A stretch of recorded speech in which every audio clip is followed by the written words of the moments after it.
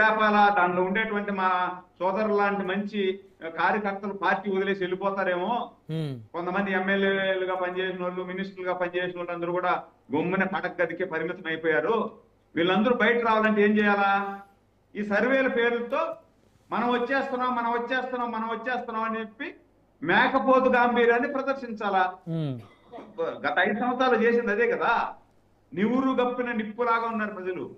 నివురు గప్పిన నిప్పులాగా ఉండి వీళ్ళ భయానికి భయపడిపోయి బయట వస్తే నేను పలానా వాళ్ళకు తెలుగుదేశం కోటేస్తాను, లేకపోతే గ్లాస్ గుర్తు కోటేస్తాను అంటే మళ్ళా ఈ రాక్షసుడు వచ్చి మమ్మల్ని కొట్టి పారేస్తాడు, మా ఆస్తులు లాక్కుంటారు. స్వామి ఎందుకో మనం చేసే పని లోపల పోయి చేసేద్దాము అని చెప్పి భద్రంగా దాచిపెట్టుకొని ఉన్నారు. వై నాట్ 175 అంటే కూడా అందరూ నవ్వుకుంటా నిజమేలే, అది కూడా బయట వచ్చి చెప్పలేకుండా పోయారు ఆ రోజు. ఈ రోజు జోగి రమేష్ గారి ప్రెస్ మీట్ చూసారా మీరు? జోగి రమేష్ గారి ప్రెస్ మీట్ చూసారా? చూశాను సార్, చూశాను. ఇప్పుడు పని కట్టుకొని కావాలని తెలుగుదేశం ఐటీడీపీ జోగి రమేష్ కుటుంబాన్ని టార్గెట్ చేసిందని ఆయన చాలా ఆవేదనతో మాట్లాడారు. అక్కడికే వస్తున్నాడు సార్. ఇప్పుడు జోగి రమేష్ గారిని టార్గెట్ చేయడానికి మాకు ఏం అవసరం సార్? వాళ్ళ కోడలే ఆయన్ను బజారు మీద నిలబెట్టేసింది. వాళ్ళ కోడలు బజారు మీద వినండి ఆయన మాట్లాడినదే. ఆయన మాట్లాడారు.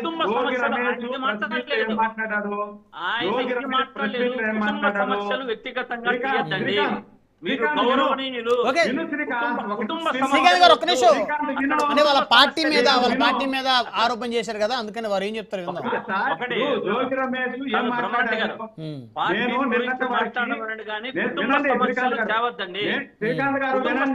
ఒక్క నిమిషం శ్రీకాంత్ గారు వినండి, ఒక్క నిమిషం.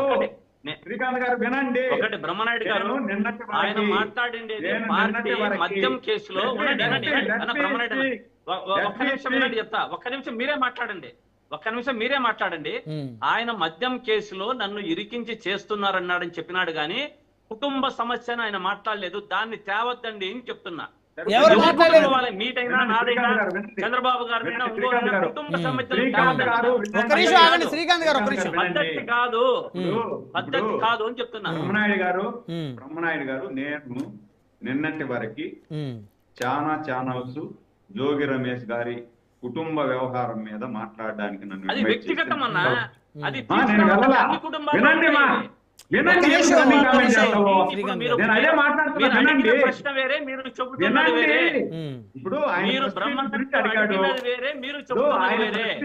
టీడీపీ కావాలని దుష్ప్రచారం చేసింది, ఐటీడీపీ మొత్తం వారి కుటుంబాన్ని రోడ్డును వేసేటువంటి ప్రయత్నం చేసింది అని అన్నారు ఆయన. బ్రహ్మనాయుడు గారు మీరు జోగి రమేష్ గారి ప్రెస్ మీటింగ్ గురించి మాట్లాడమన్నారు. నేను నిన్నటి వరకు చాలా ఛానల్ నన్ను ఆయన కుటుంబ వ్యవహారం, ఆయన కుటుంబంలో జరిగిన వ్యవహారం మాట్లాడమంటే కూడా నేను ఎందుకు వెళ్ళలేదంటే వాళ్ళ కుటుంబం వ్యవహారం దాంట్లో మనం మాట్లాడుతుందని నేను వెళ్ళాలా. ఈ రోజు జోగి రమేష్ గారు ప్రెస్ మీట్ పెట్టి ఏం మాట్లాడారు సార్? మీరు విన్నారు కదా, శ్రీకాంత్ వినలేదేమో. ఆయన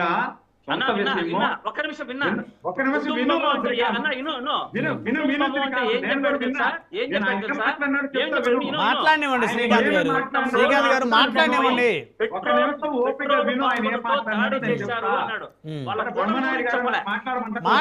శ్రీకాంత్ గారు ఒక్క నిమిషం ఆగండి. అసలు వారు ఏం మాట్లాడుతుంది మీరు అడ్డుపడిపోతే ఎట్లా? ఏదైనా మాట్లాడిన దాంట్లో తప్పుంటే అడ్డుపడ్డ దానికి ఇబ్బంది లేదు. నేనేం చెబుతున్నానంటే కుటుంబం అంటే ఆయన నా కుటుంబంపై పెట్రోల్ బాంబుతో దాడి చేశారు టీడీపీ వాళ్ళు అని మాట్లాడారు. కానీ కోడల గురించి కానీ కొడుకు గురించి మాట్లాడారండి. మీరు వినలేదు, మాట్లాడారు. సుదీర్ఘమైన ప్రెస్ మీట్ వినండి, మాట్లాడారు. నేను అడుగుతానా, నేను ఎప్పుడైనా ఆ తరహా డిస్కషన్స్ పెట్టడం మీరు విన్నారా? మీకు తెలుసా శ్రీకాంత్ గారు? ఆయన అన్నారు ఐటీడీపీ పని కట్టుకొని నా కుటుంబాన్ని రోడ్డును పడేలా చేసింది, దుష్ప్రచారం చేశారు, ఏ సృష్టించారు వారు అన్నారు. అంటే దాని మీద పెట్రోల్ బాంబులతో ఇబ్రహీంపట్నంలో నా ఇంటిపై దాడి చేశారు. కొడుకు వాళ్ళందరికి ప్రాణముప్పు ప్రాణహాని ఉందని మాట్లాడారు. ఇప్పుడు బ్రహ్మనాయుడు గారు, ఇప్పుడు శ్రీకాంత్ వైసీపీలో ఉండే వాళ్ళలో స్పెషల్ గా మంచివాడు అని నాకు ఇంతవరకు అభిప్రాయం. నేను అడ్డుకుంటా ఉంటే నేను ఏం మాట్లాడుతున్నానో ఏం మాట్లాడాలనుకుంటున్నాను నన్ను అడ్డుకొని నేను మాట్లాడాల్సింది కూడా ఆయన మాట్లాడుకుంటే మన ఆయన ఎందుకు సార్ బ్రహ్మనాయుడు గారు? అంతేలేండి. ఇప్పుడు నేను పూర్తిగా విన్నా. నేను డిబేట్ మీరు నన్ను పిలవక ముందే నేను జోగి రమేష్ గారి ప్రెస్ మీట్ పూర్తిగా విన్నా. నేను దీంట్లో ఏది కూడా నేను కలుపుతూ మాట్లాడాలని కానీ, లేకపోతే జోగి రమేష్ గారి కోడల విషయమో ఇంటి విషయం మాట్లాడితే నాకేదో ఇంకోటి జరుగుతుందని కాదు. నేను ఆ విధంగా మాట్లాడే రకం కూడా కాదు. ఆయన మాట్లాడింది క్లియర్ గా స్పెసిఫై చేసి నా కోడలను అడ్డం పెట్టుకొని నా ఇంట్లో నా బిడ్డల్ని టార్గెట్ చేశారు. నా కోడలు నా కూతురు లాంటిదే. ఇప్పుడు కూడా లోకేష్ బాబు గారి ఆధ్వర్యంలో నడిచేటువంటి ఐటీడీపీ నా కుటుంబ వ్యవహారాన్ని రోడ్డు మీద తీసుకొచ్చింది. మీ అన్నం తినేవాళ్ళు అంటే ఈ కుటుంబ వ్యవహారాన్ని రోడ్డు మీదకి తీసుకొచ్చి వాళ్ళు అన్నం తింటున్నారు అని మాట్లాడాడు.